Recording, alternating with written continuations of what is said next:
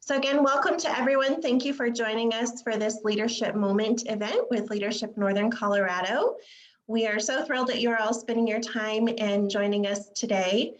We do want to take just 1 minute to thank our sponsors and recognize their contribution. So thank you to Canvas Credit Union for supporting Leadership Northern Colorado and allowing us to continue these programs. We really appreciate their support. I also want to recognize and thank all of our Leadership Northern Colorado committee members. Today, Todd Carl will be managing our interview and Don Pepke will be managing the chat today. So thank you to those committee members and the rest of the team. There are a few of you here on the Zoom call today as well. So thanks for all that you do for Leadership Northern Colorado. We do want to remind everyone to please stay on mute. That helps with any background noise. And if you have questions during the interview, please feel free to drop those into the chat. As mentioned, Dawn will be managing the chat and she will ask those questions and pull from the chat box at the end as we wrap up our interview. I also want to encourage you all to pull out your calendar if you have a chance. We have our next Leadership Moment scheduled for September 14th, so a month from now. And I'm excited to announce that Janine Tresswell will be joining us as our guest in September. Janine is the president and CEO of Weld County United Way. So we will drop into the chat the registration link for that so you can plan to join us in September as we welcome Janine. Today, we are thrilled to have Deirdre. I'm going to turn it over to Todd Carl. I will run our interview today and here we go. Thank you. Thanks a bunch, Amanda. So I'm going to do a quick check here. Deirdre, you with us? I can maybe hear you. I don't know that okay, there you are. Awesome. So a little bit about our guest today, who we are super excited to have with us. Deirdre Sullivan, local Larimer County nonprofit leader and policy advocate who joined United Way of Larimer County in August 2020. Deirdre, like me, is a Colorado Springs transplant and holds degrees from CSU and another school down the road in Boulder. We don't need to talk about that, though. She formerly served as the executive director of the Family Center, La Familia, did that for 3 years, as well has served as an adjunct instructor at CSU's School of Public Health, served as a facilitator for the Family Leadership Training Institute through the CSU Extension, and she's held several other positions in public health departments, municipal governments, health systems, school districts. She's super highly qualified. We're really excited to have her here. Deirdre has lived in Larimer County for over 25 years and enjoys spending time outside with her 3 kids and her partner. They travel, cycle, fly fish, do all this awesome stuff that we've got available to us here in Colorado. So Deirdre, thank you so much for joining us. We are really excited to have you with us today. Hey, it's so great to be here. I apologize. Can you all hear me okay? Loud and clear. Okay, great. We had some technical snafus. I'm working from home today and my 10-year-old accidentally unplugged the router. So I'm on my phone and logging back in on my computer. So my view will switch momentarily, but it's fabulous to be here. And I'm excited to talk about adaptability in leadership as I navigate IT challenges and kids in the living room before school starts. So I think also worthy of referencing, especially in this group, I'm a 2003 graduate of Leadership Fort Collins. So had the honor of going through that program specific to Fort Collins and just feel among friends here. So thanks for having me. Amazing. We're so excited to have you, and we're excited to hear your perspectives today. So I'm just going to jump right in, if that's okay. Yeah. What characteristics or skills do you think that all leaders should possess? You know, Todd, I think I don't want to sound, this has become a trendy word in the last several years, thanks to one of my favorite authors and speakers, Brene Brown. But I think humility for me has always been something that rises to the top when I think of leaders that I've really enjoyed working under, who I've emulated research and writings about leadership that I have admired and appreciated, is just that humility of knowing what you don't know and surrounding yourself with folks who have those attributes and strengths and skills. And so I think that's something as a trait or characteristic that rises to the top for me. I would also say, kind of in the same vein as humility, the whole notion of accountability for learning moments and being willing to acknowledge that as part of that humility and leadership of, when things don't go as planned, it's good leaders that take ownership for their role and then help team members be able to identify those learning moments and share those with a larger group. And so I think also when things go well, how to ensure that others get the credit that is deserved. I think that's a really, really important trait in good leaders of how do you deflect credit, or I should say attribute credit to those to whom it is due, and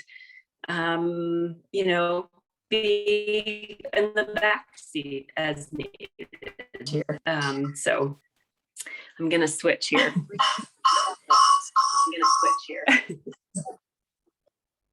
There we go. Okay, I would say adaptability is another trait.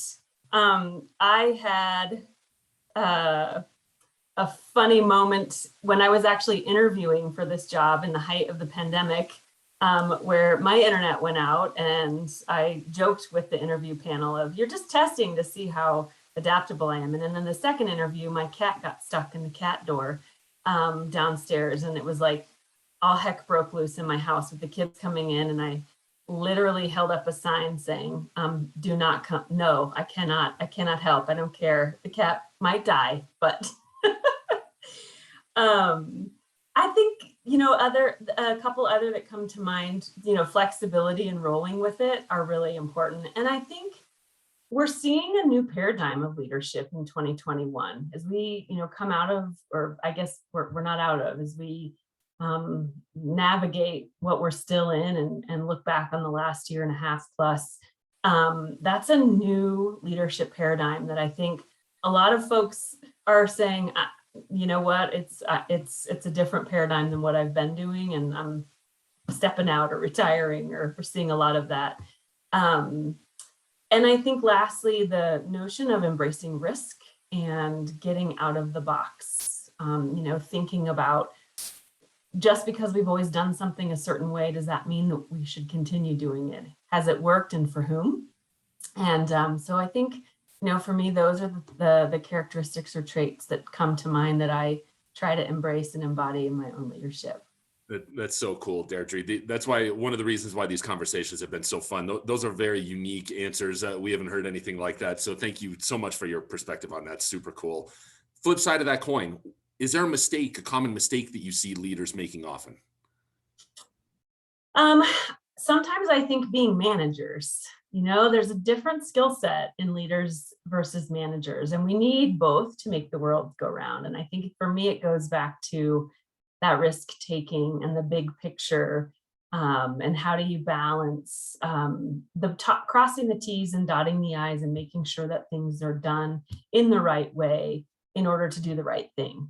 And so I think that's something in my own career and experience I've had where I've seen leaders really lean more on the manager's side of the brain and the work. And in my line of work in the nonprofit sector and in public health, and when we're really striving maybe not for revenue generation or profits per se, but rather the common good, the social good, that can come at a risk and at a loss for the community when we don't step out of the box and say, well, gosh, just because it's always been done this way, maybe we challenge that.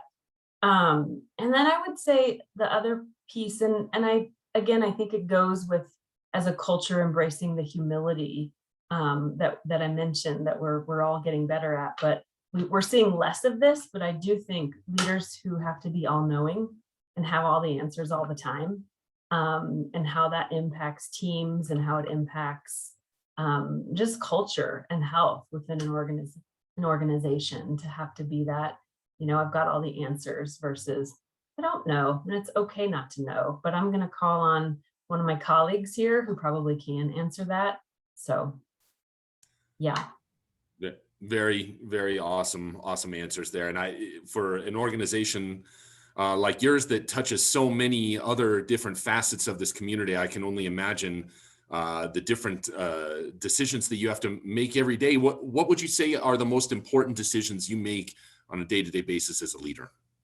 Oh my goodness, that's a good one. In the nonprofit world, we balance a lot of stakeholders. I think all leaders balance a lot of stakeholders, but in our work, it's really unique. You have boards of directors who are your quote bosses and supervisors and help shape and guide the direction of organizations.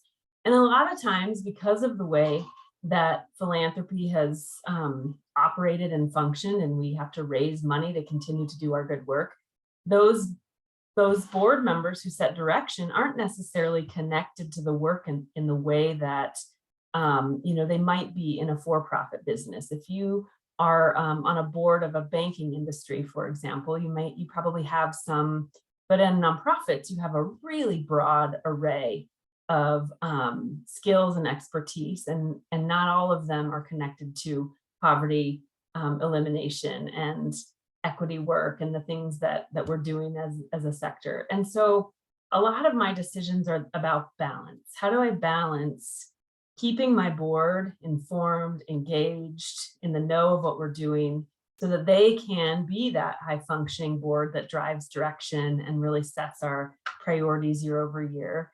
And then how do I do the same with my team? I'm honored to have an incredible team of 23, I think is what our current staffing is, team members that have incredible gifts and talents. And so balancing, when do I lean on them to make decisions, and when do I empower? And I'm still struggling with that, to be totally radical candor. I still struggle with just like knowing when to back out and say, y'all got this, because I'm new this is a new role for me to be in an organization this large. So I haven't always had the luxury of that many highly qualified and competent staff who can do this without, I would say the last thing I would consider myself or I ever want to be is a micromanager. So for me, those decisions really are about balance and about knowing when to step in or up and when to step back and play a support role and be there when I'm needed, I would say. I think you put that beautifully, balance. I think that's probably something that we're all seeking as leaders in some way. And you mentioned having been the leader now of a couple different size organizations and in a couple different capacities. What would you say is the single biggest challenge that you faced as a leader anywhere that you've been? I'm going to speak really honestly about my challenges as a leader over the last several years, where, I think we've all in the past maybe year and a half, 2 years since the murder of George Floyd and other events that have opened our eyes a lot. But I think I've been really passionate about our communities of color here in Northern Colorado and in our country, and have devoted a lot of my career to it. But I think in the last couple of years, I really started to dig deep about what's been my motive, why am I doing it, and what's the appropriate role for me to have as a non-impacted member of that community, and how do I really step in ways that help identify the systems that haven't worked for all of us. They've worked really well for me, to be honest. And so how do I occupy a space, and how do I say the right things and make the right moves that are genuine and from the best possible place, to make real systemic change? And I think, even in our world of philanthropy and nonprofit, some of the way that we've operated has been, part of the problem. And so we're talking, when I wake up every day, it's like, yeah, I have the daily challenges of, okay, folks, we've got a lot of people out of work who need rent assistance. we need to raise money and get that quickly in the hands of families to pay their bills. And we need to change the way we do grant making, because if you are a new leader who doesn't have a master's degree in nonprofit administration and meet all of the charity accreditation checkboxes, you can't really get funding from a lot of us, and we want to change that. And so I think for me, my biggest challenge is that addressing, and it's not ironic that the part of the mission of United Way of Larimer County is addressing the needs of today and reducing the needs of tomorrow. And so how do we do that in a way where we can be rapid and responsive and look long-term and think systemically and what really needs to be changed and shifted and turned on its head to transform outcomes for kids and families in our community. That's a big challenge. I'm glad that we have a highly qualified person like you to take that on. Many of us in this room are aspiring young leaders, and we're always looking for favorite authors or favorite leaders from folks like you. Do you have any authors or favorite leaders that jump to the top of your mind that have inspired you? Yes, so I mentioned Brene Brown, who I think many of us appreciate and admire, and just how she has opened the doors for that vulnerability and humility in leadership. I think specifically, I really liked I like Dare to Lead, and the podcast. I think Don put it in the chat, maybe a TED Talk, or I just saw a little pops up. But if you haven't listened to the Dare to Lead podcast, I would highly encourage it, and the book Dare to Lead. And I think for me, there were like three main tenets of that book that just hit me like a, I don't know, freight train. You pick the analogy, but be a learner versus a knower. And it goes back to that, what do I think mistakes leaders make of trying to be all knowing? So especially in this work, I think she had the term, we're here to get it right, not to be right, when it comes to a lot of these big systems and challenging things we're trying to tackle as a humanity. Skilling up for hard conversations instead of tapping out.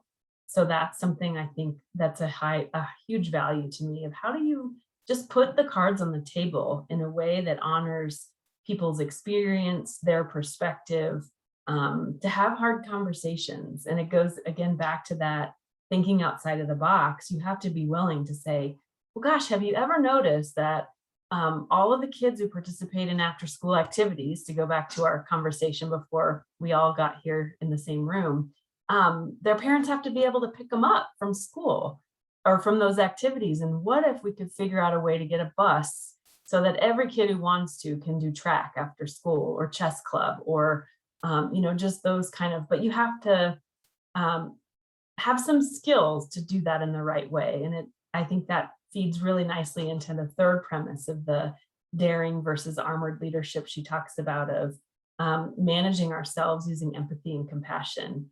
And it is real, that is like a daily challenge for me, instead of, this blame and shame of, well, gosh, our systems are just broken and so is at fault. And to be really compassionate and empathetic of, no, we are all here learning. We all are committing to doing better, to being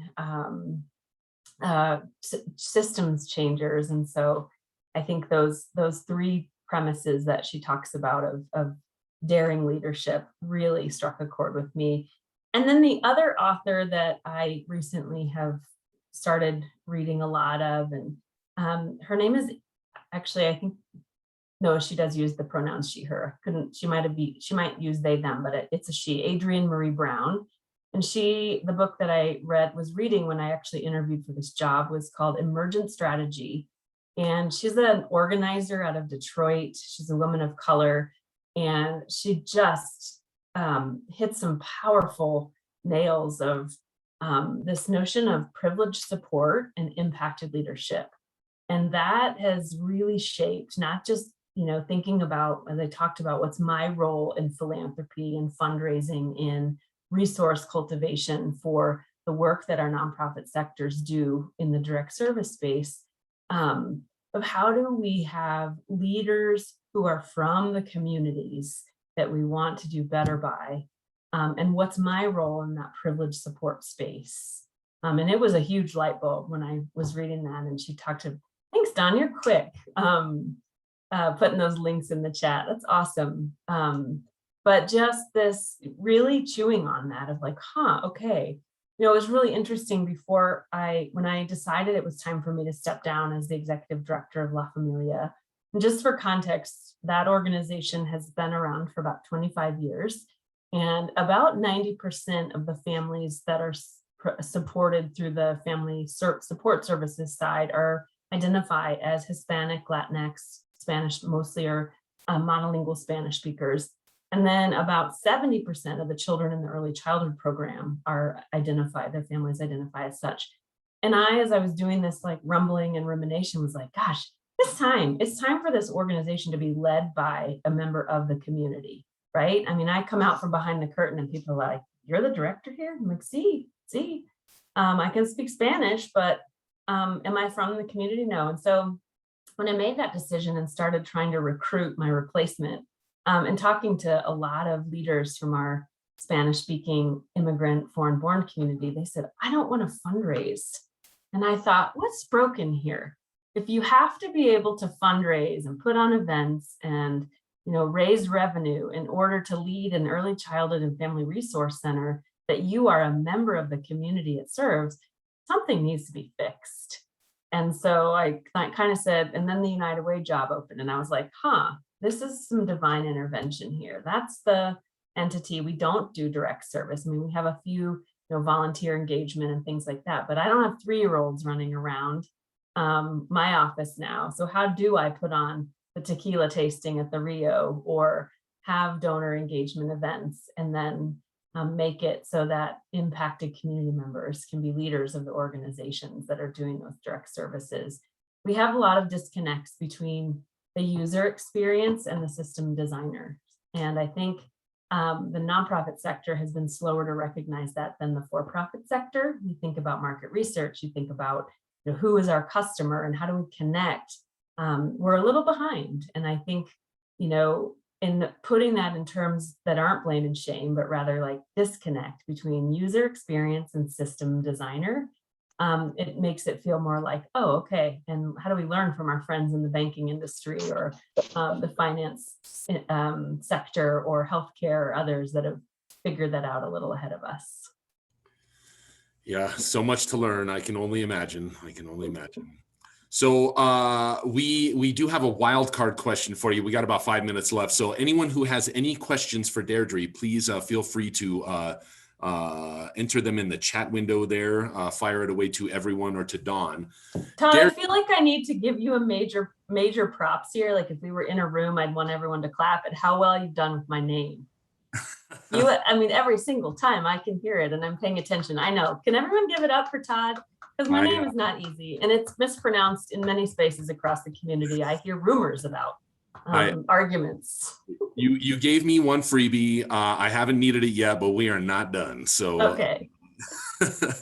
Okay, we want to know about your first job, your very first job, and then what of that job maybe you can apply to leadership as you think about it these days.